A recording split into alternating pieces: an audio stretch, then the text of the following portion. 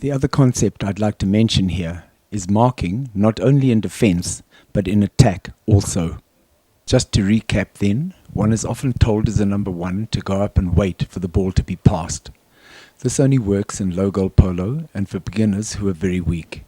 It is far more effective at set plays and where there is a slow release of the ball to try to get on the offensive side of the player at back and mark, as there is then no protection for the goal, and when the pass does come, you have the ball free with no back between you and the goal.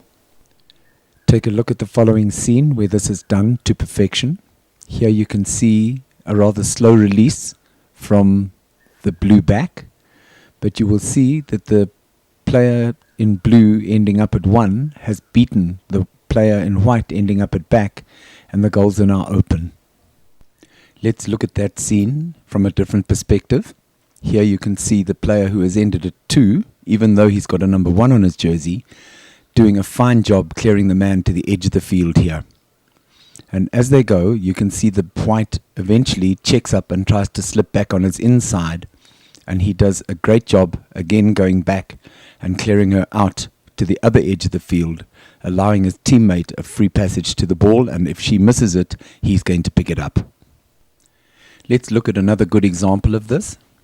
Here you can see the beige team taking a spot hit from in front of the goals they're defending.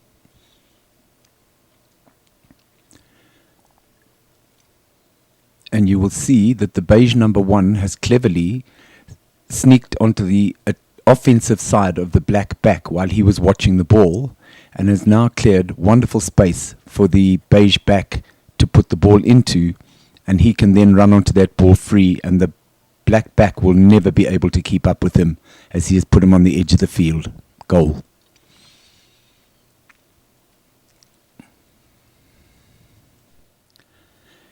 In this next scene, one can see the player on the grey doing good work defending in the goal mouth and getting the ball to her high goal number 3.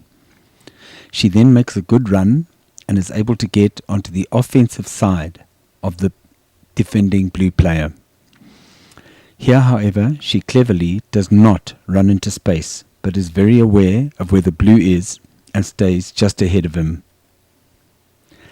As the blue player is suckered into running to the outside to make the hook on her, she, instead of making a play on the ball, takes the man out and creates a fantastic goal-scoring opportunity, which they convert.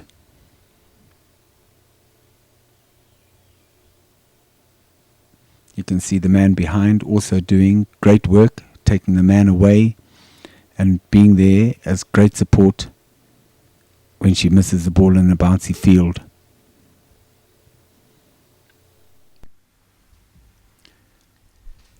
And in this example, one can see how many times the black number 1 could have marked and beaten a man very effectively to allow his team to attack.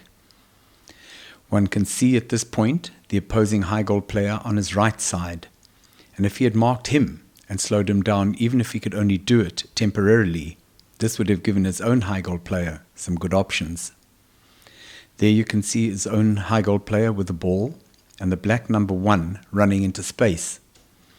If the high goal player passed him the ball now, the other 2 white players on his right are going to be able to get to him as he gets the ball, and he will probably lose it.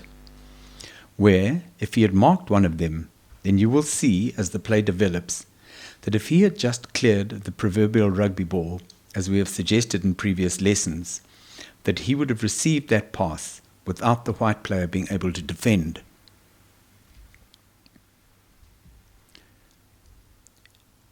Watch a lovely little reverse pass from the black number 3, who has really good vision and knows that his black back is free behind him. An awesome pass from the black back into the goal mouth.